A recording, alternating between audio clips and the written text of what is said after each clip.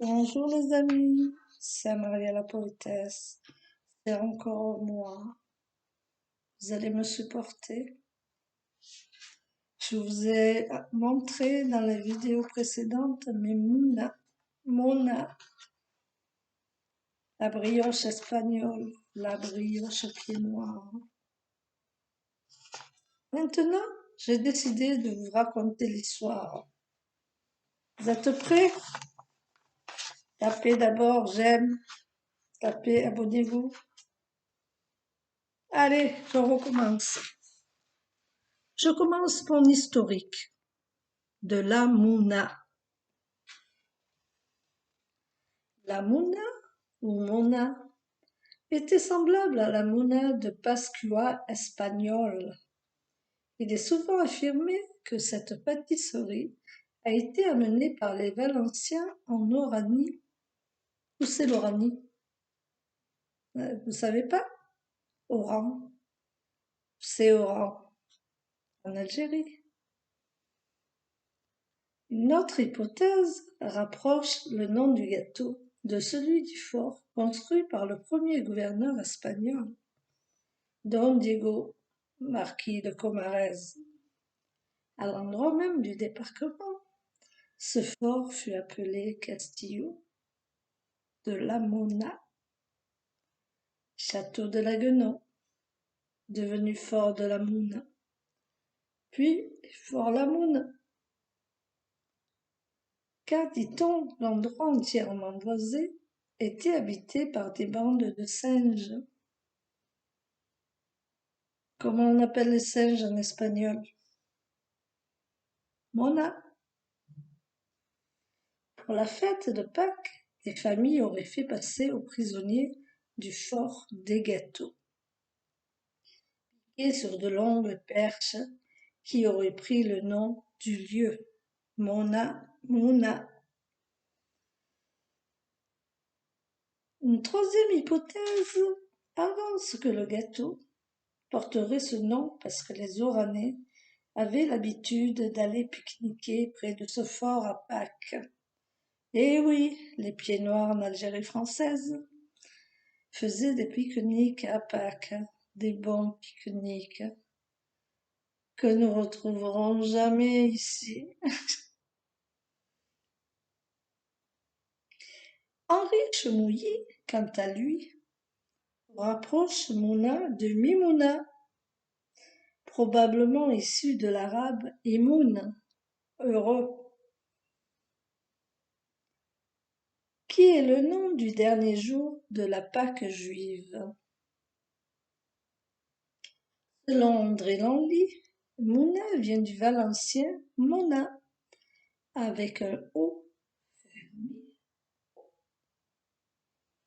qui dériverait de l'adjectif latin munda dans l'expression munda annona, qui désigne le pain de luxe dans l'armée romaine. Il s'appuie sur le fait qu'en valencien, comme en catalan, la dentale du groupe s'efface. Dans le parler populaire d'Algérie, Mouna désignait aussi un coup porté sur la joue. Il lui a mis une Mouna comme ça. Devenons sérieux. Claude Arieux, dans un essai sur les fêtes religieuses d'Algérie avant 1962, pense également que la Mouna est issue de la brioche pascale catalane, la Mona.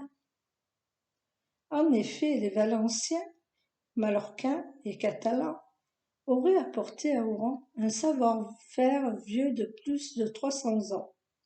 Selon les documents historiques étudiés par Arieux, ce gâteau de Pâques né dans la province d'Alicante est rattaché à une légende.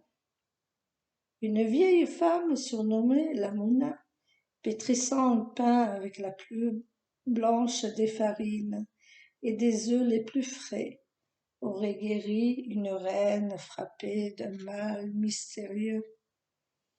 Ce sein de la sultane, brun, arrondi, lisse et luisant, émut le roi, qui donna le nom de Mona à ce gâteau.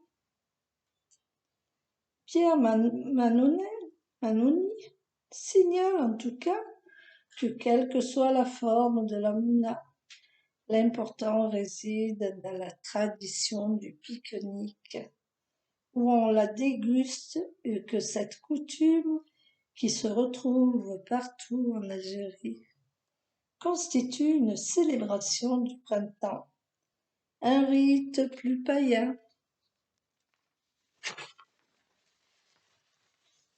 que chrétien sans doute. Y rejoint Joël Hureau, pour qui faire la mouna, c'est sacrifier à un rite.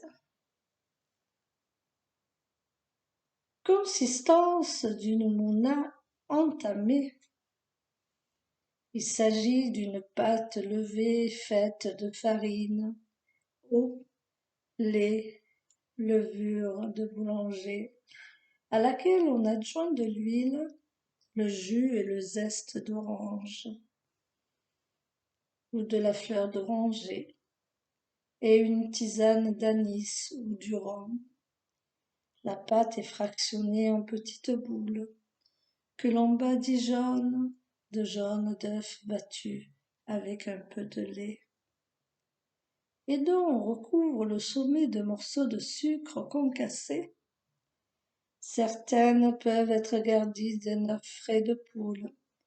Les boules posées sur un grand plateau en tôle sont ensuite cuites au four. Que c'est beau! Je la sens d'ici, la mouna. Ah, je viens de la faire. J'en ai fait plusieurs. Je vais me régaler à votre place. Tradition. La mouna se préparait traditionnellement par la mère de famille, avec l'aide des enfants. Elle pouvait être cuite à la maison ou dans le four du boulanger. On la mangeait le jour de Pâques et le lundi lors de l'excursion traditionnelle. Ce gâteau ne s'achetait pas. Il était offert aux personnes présentes lors des réunions familiales ou d'amis. Que c'était beau cette tradition. C'est fini de nos jours. Mais non, il y a toujours encore des pieds noirs pour nous la faire. Ne vous inquiétez pas, dans tous les départements. L'important de la mouna était tel que Marc Baroli a écrit. Pâques est seulement la veille de la mouna. Et que faire la mouna est devenu synonyme de pique-nique à Pâques. La dégustation de la mouna est entrée dans le midi de la France, normal, quand les pieds noirs sont revenus en France. Vous voyez bien que les pieds noirs ont des traditions, de très bonnes traditions et de bonnes choses. Plus que du bio.